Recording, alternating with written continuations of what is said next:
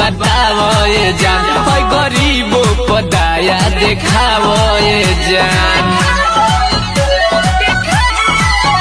काका खालू मोटालू बतावो ये जान, ई गरीबो पदाया देखावो ये जान। कौन खेला आइलू हो तू खेल के बोलो मिल गई लोगवा के एल के ई कमाल हो गच कैली के तेल कितना मिल गई लोगवा के एल के ई कमाल हो गच कैली के तेल के बुझला।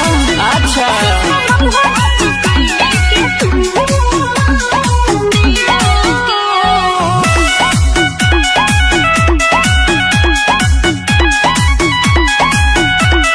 हो गइल बड़का अब ना करावो, जवानी जोगावो ऐसे ना लुटावो। जेकरा में मन करे सटी हो घटे वाला चीज ना हो घटी हो। कितना भाड़ा बाटे तुहरा मेल के,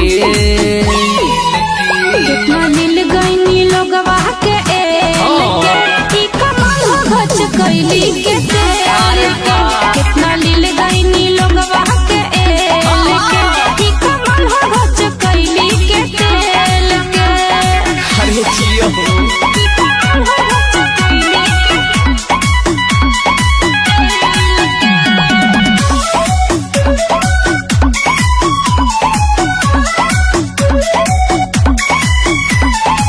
जहिया जवानी के खजाना लूट जाई, तो फिर बुझाई ओठा छूट जाई। हमारा के ऐसन वैसन बुझना लेहरा सुनील हमसे जूझना।